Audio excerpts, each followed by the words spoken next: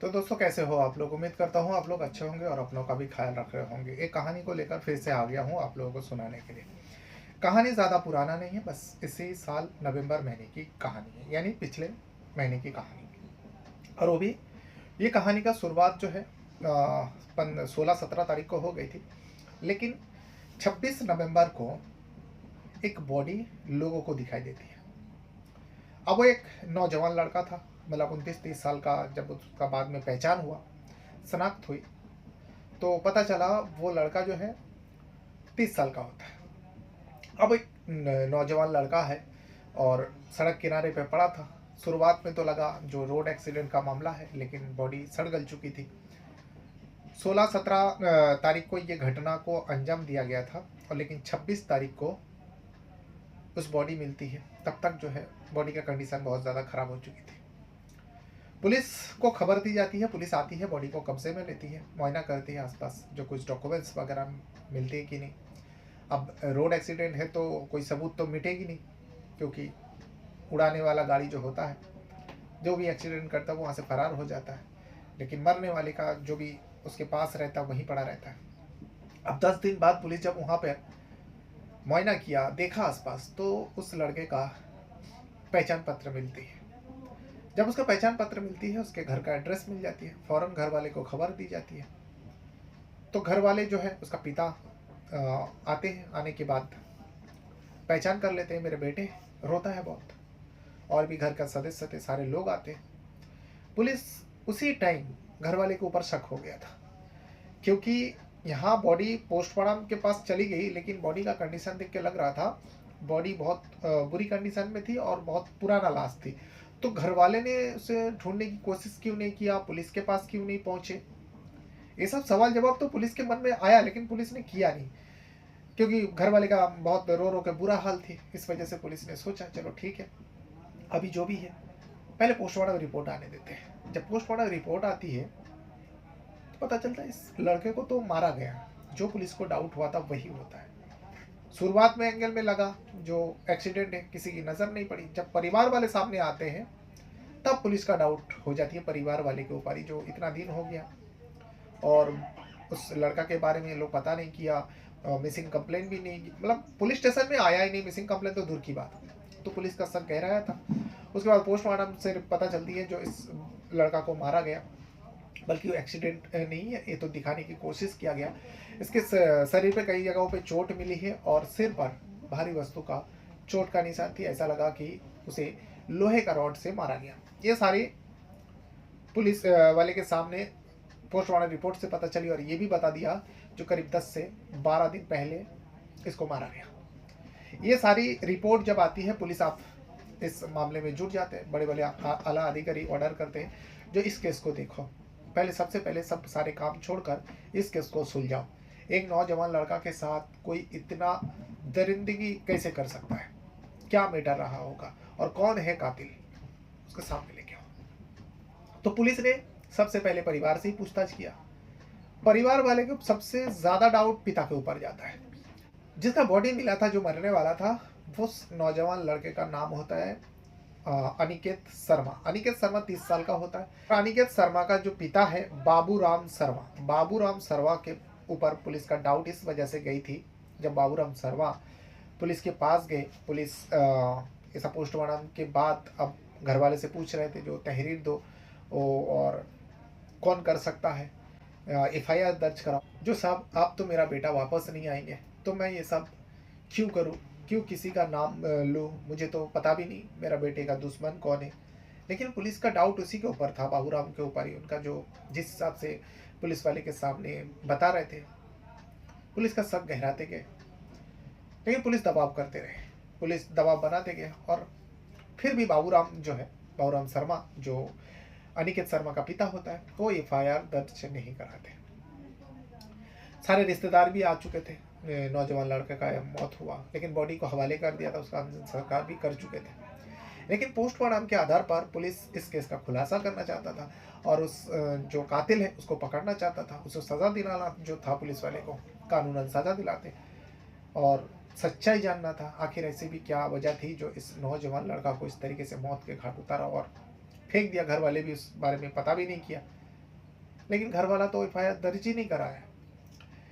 इतने में जो बाबूराम का एक भाई होता है, यानी मरने वाला मृतक का अनिकेत शर्मा का एक चाचा, वो आते हैं पुलिस वाले के सामने और एफआईआर दर्ज कराते हैं।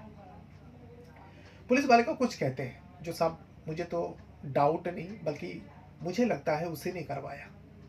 ये मैं डाउट के साथ नहीं कह रहा हूँ, बल्कि मुझे यकीन है और वही करवाया होगा। पुलिस भी हैरान हो जाता है, क्योंकि अनिकेत शर्मा का चाचा किसी बाहरी व्यक्ति का नाम नहीं लेते हैं, बल्कि वो अपने सगा भाई का नाम लेता है, बाबूराम। और बाबूराम वही है जो अनिकेत का सगा पिता होता है। तो एक पिता अपने 29-30 साल के बेटे को क्यों मारवाएगा? जब चाचा से पूछा गया, चाचा ने एक लंबी कहानी बताई पुलिस वाले के सामने। पुलिस को पहले से ही बाबूराम के ऊपर डाउट हो रहे थे, जो एफआईआर दर्ज नहीं कराया। तभी जब चाचा ने ये तहरीर दिया, फौरन जो है पुलिस उस दिशा में जुट जाते हैं और काम करने लगते हैं। कई सारे सबूत आखिरकार पुलिस वाले को मिल जाती है। इसमें जो बाबूराम का जो भाई है, बाबूराम शर्मा का जो भाई होते हैं, उसने पुलिस वाले को कहा, जो साहब ये जो बाबूराम का बेटा था, यानी मेरा भतीजा अनिकेत शर्मा, दरअसल बाबूराम ने 2 शादी की, और 2 शादी करने का वजह भी थी क्योंकि बाबूराम, मेरा भाई का जो पहला पत्नी है, वो मर चुकी थी, और उसी से ही अनिकेत शर्मा था। यानी बाबूराम का पहला पत्नी से अनिकेत शर्मा बेटा था। अब पत्नी गुजर जाने के बाद, कुछ समय जाने के बाद, क्योंकि 2013 में मौत हुई थी, उसके कुछ समय जाने के बाद जो मेरा भाई है वो दूसरी शादी कर लेते हैं। अब दूसरी जब शादी करते हैं, किसी को आपत्ति नहीं थी, जो पत्नी गुजर गया और भारी जवानी है, तो एक माँ का सहारा भी मिल जाएगा अनिकेत को। लेकिन अनिकेत बड़ा हो चुका था। उसके बाद जब शादी कर लिया, वो पत्नी आई, पत्नी से 2 बच्चे हुए, सब कुछ ठीक ठाक चल रहा था। लेकिन इसी बीच मेरा भाई बाबूराम को लगने लगा, जो मेरा बेटा है अनिकेत शर्मा, वो अपने माँ को माँ के दर्जा नहीं देते, बल्कि कुछ और निगाहों में, कुछ और ही नज़रों में उसकी दूसरी पत्नी को देखता है अनिकेत शर्मा। इसको लेकर पहले तो घर के अंदर ही झगड़ा विवाद होता था, क्योंकि हम लोग घर के ही लोग हैं, इसलिए हम लोग को पता चलता, हम लोग को मालूम पड़ता। हम लोग भी समझाते, अनिकेत को भी समझाते, बाबूराम को भी समझाते, जो देखो ये तुम्हारा वहम होगा, भले ही सौतेली माँ है, लेकिन ये ऐसा कैसे कर सकते हैं? हम लोग अनिकेत को जानते हैं, वो ऐसा नहीं कर सकते। लेकिन बाबूराम को वही शक था, जो मेरी दूसरी पत्नी, जो मेरी पत्नी है, इसके साथ मेरे बेटे का अवैध संबंध बन गया। अब ये शक इतना ज़्यादा घर कर गया कि बात बात पर अनिकेत को डांटते, फटकारते, यहाँ तक कि उसके ऊपर हाथ भी उठाते। और बाबूराम जो है शराब पीता था, वो नशे की आदी था, नशे की हालत में आता और अपने बेटे को मारता। मारने के पीछे का मोटिव वही था, जो तू अपने माँ के साथ क्यों इतना हंसी मजाक करता, वो तेरी माँ है। लेकिन अनिकेत बहुत समझाता, जो पापा आपका गलत फहमी है, आपको ऐसा क्यों लगता है। लेकिन एक तो नशे के धुत में था, और ऊपर से वो सौतेली समझकर उसे लगता था, हाँ मेरी पत्नी का अवैध संबंध इस अनिकेत शर्मा के साथ, यानी मेरे बेटे के साथ हो गया। यही सिलसिला में बस झगड़ा विवाद होता। लेकिन फिर कुछ दिन बाद जो मेरा भाई है, वो चला जाता है जेल।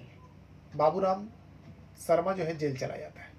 अब जेल जाने के पीछे भी एक कहानी थी, वो भी बताया, पुलिस को यो भी जानना था। बाबूराम शर्मा का एक डकैती के नाम आते हैं, एक डकैती के ऊपर नाम आते हैं। पुलिस तफ्तीश किया उस मामले में, और बाबूराम को दोषी पाता है। कोर्ट पेश करता है, उसको हिरासत में लेता है, और कोर्ट पेश करता, कोर्ट जो है उसे जेल भेज दिया था। फिर उसके बाद एक वकील किया था बाबूराम ने, जिनका नाम होता है आदेश कुमार, जो अमरोहा का रहने वाला होता है। और ये पूरा कहानी जो है उत्तर प्रदेश का मुरादाबाद डिस्ट्रिक्ट का है। मुरादाबाद में ये सारी घटना हुई थी। अब जब बाबूराम शर्मा डकैती के मामले में जेल चला गया, तो उन्होंने आदेश कुमार जो वकील साहब हुए, उनकी मदद से वो जेल से छूटकर बाहर आ जाते। अब अनिकेत जो आदेश कुमार से बाबूराम का पहचान हो गया था, जो वकील है वो काम का है, बाहर करवा सकता है, तो उनसे थोड़ा पहचान बना लिए थे बाबूराम ने। अब बाबूराम भी कोई सीधा साधा इंसान नहीं था। लेकिन जब जेल से बाहर आए, तो उनका शक जो है अब यकीन में बदल चुके थे, अपनी ही पत्नी और बेटे को लेकर। तो इस मैटर से आप दोनों बाप बेटे हाथापाई भी करने लगते हैं। तभी जो है परेशान होकर बाबूराम एक दिन वकील साहब के पास जाते हैं। आदेश कुमार के पास जाते आदेश कुमार ने पूछा, जो क्या बात है बाबूराम, इतना परेशान क्यों लग रहे हो, क्या वजह हो गई? तो बाबूराम कहने लगे, जो पूरा अपने जो भी है वो सब कुछ बयान कर देते हैं। जो ऐसा ऐसा है, मैं 2 शादी किया, पहले पत्नी से मेरा एक बेटा है जो 30 साल का हो चुका है, अनिकेत शर्मा नाम है, और फिर मैं दूसरा शादी करता हूँ, दूसरा शादी से भी 2 बच्चे हैं। लेकिन अभी मुझे लगता नहीं बल्कि ये सच है, मेरे जो बेटा है, क्योंकि मेरी पत्नी, मैं 50 साल का हो गया हूँ और मेरी पत्नी का उम्र 32 साल है, दूसरी पत्नी का उम्र 32 साल, और मेरे बेटे का उम्र 30 साल होता है। वो दोनों हम उम्र का फायदा उठा रहे हैं और मेरे पीठ पीछे ये लोग जो रिश्ते को कलंकित कर रहे हैं। तो आदेश कुमार समझा नहीं। आदेश कुमार ने कहा, जो देखो बाबूराम, जो भी है तुम साफ साफ कहो, आखिर कहना क्या चाहते हो? तो बाबूराम ने कहा, जो मेरी जो दूसरी पत्नी है ना, मेरा पहला वाला पत्नी का बेटे के साथ, यानी मेरे बेटे अनिकेत शर्मा के साथ अवैध संबंध हो गया, और जब मैं जेल में चला गया तो इन दोनों ने बहुत गुलछन्ने उड़ाए। मैं परेशान हूँ, मैं डिस्टर्ब हूँ, मैं करूँ तो क्या करूँ, मुझे समझ में नहीं आता। बेटे को इतना मारता हो, पीटता हो, फिर भी वो सुधरते नहीं है। अब आदेश कुमार एक आइडिया देते हैं।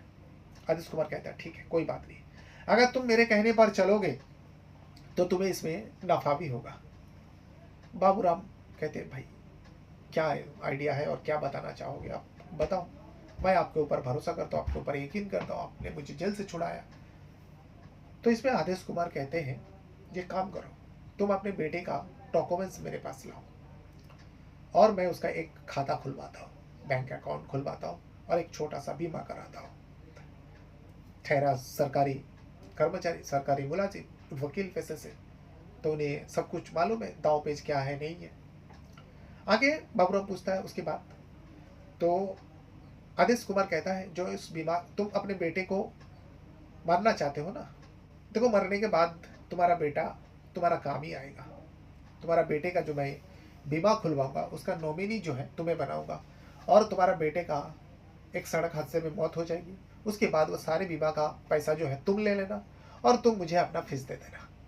बाबूराम जरा भी नहीं सोचा, जो अपने बेटे का मौत का साजिश यहाँ पर रचा जा रहा है, बाबूराम फौरन राजी हो जाती, क्योंकि यहाँ पे बीमा का रकम जो है 25 लाख बताया जा रहा है, जो 25 लाख रुपए बीमा का कराऊंगा, लेकिन तुम्हारा बेटे को मरना होगा।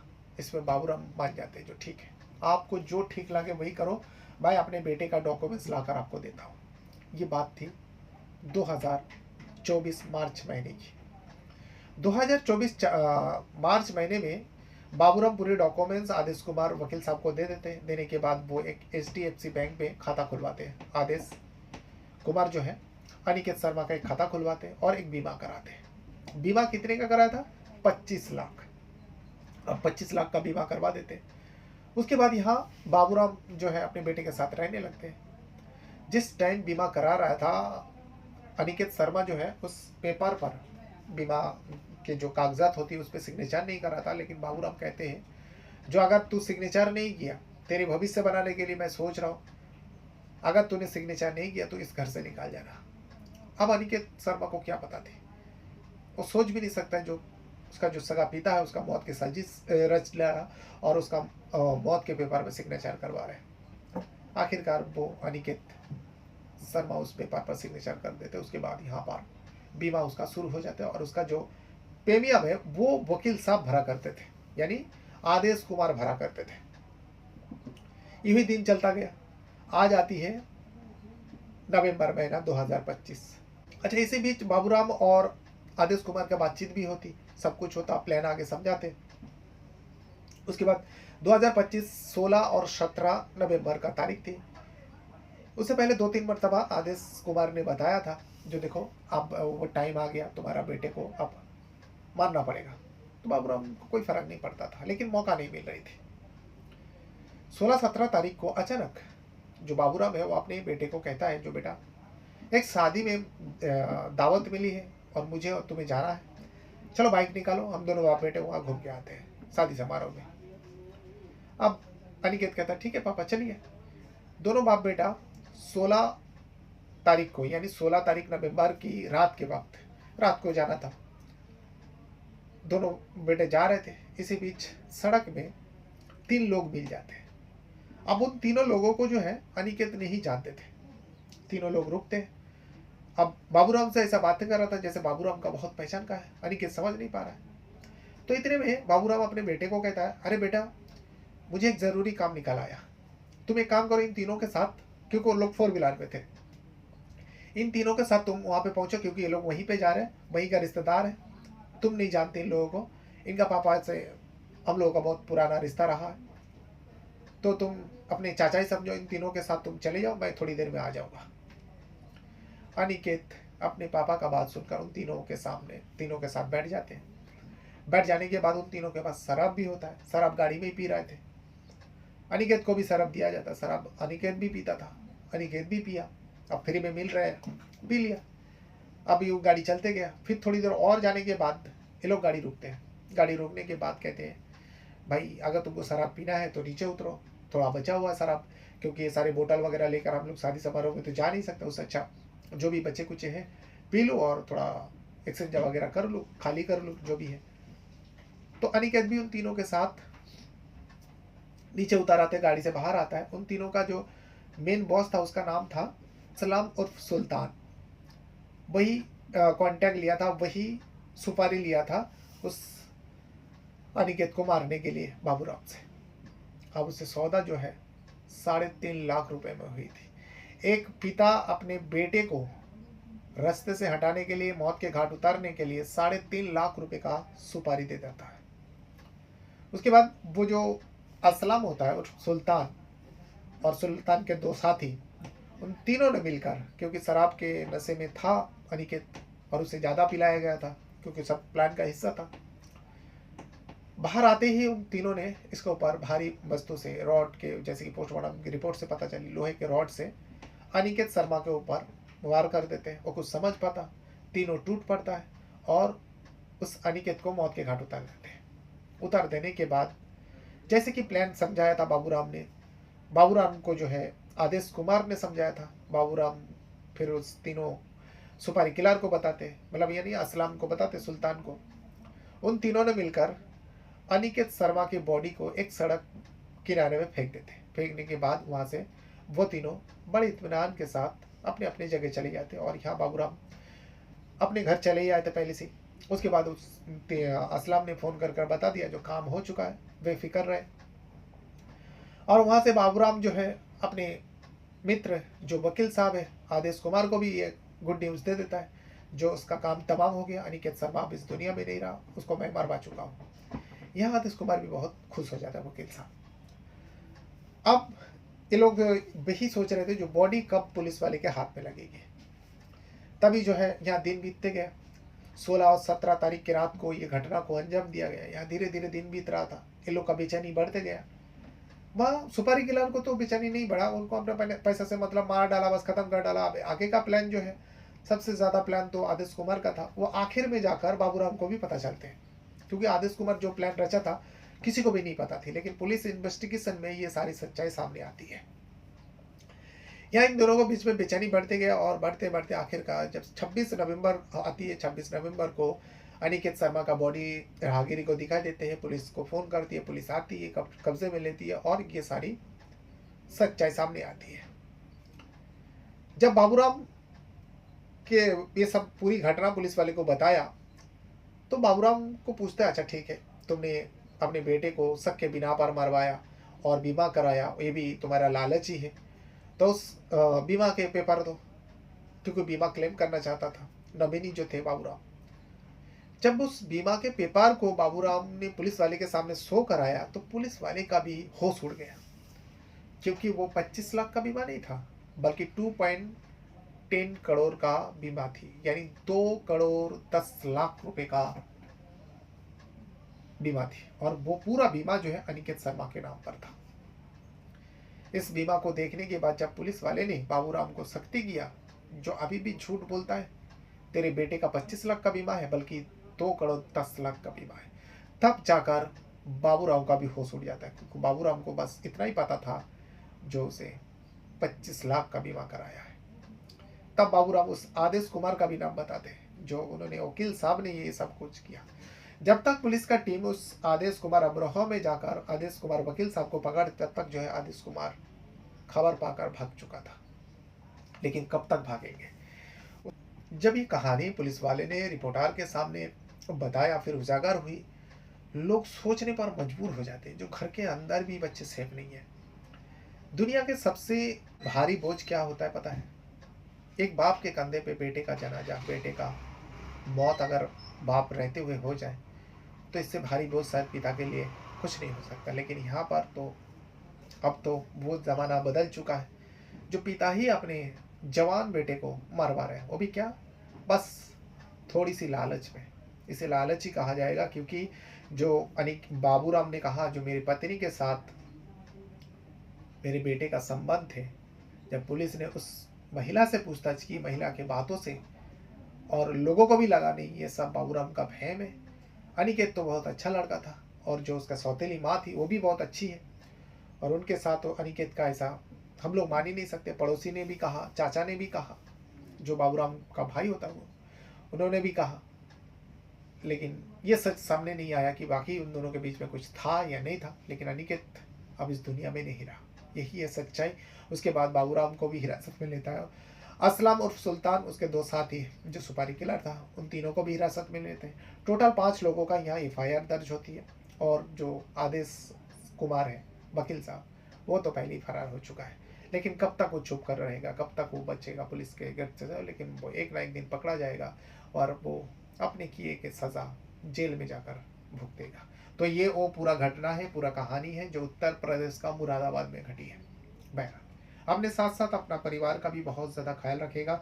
और इस कहानी के बारे में अगर आपको कुछ कहना रहेगा, तो आप वीडियो के कमेंट बॉक्स में अपना राय भी दे सकते हो। और हाँ, जिस भी वीडियो को आप मेरे चैनल पर देखते हो, आप लोगों से रिक्वेस्ट रहेगा, उस वीडियो को छोड़ने से पहले, उस वीडियो को से बाहर निकालने से पहले आप लाइक ज़रूर कर दिया करें। बहुत बहुत धन्यवाद करता हूँ। Thank you very much.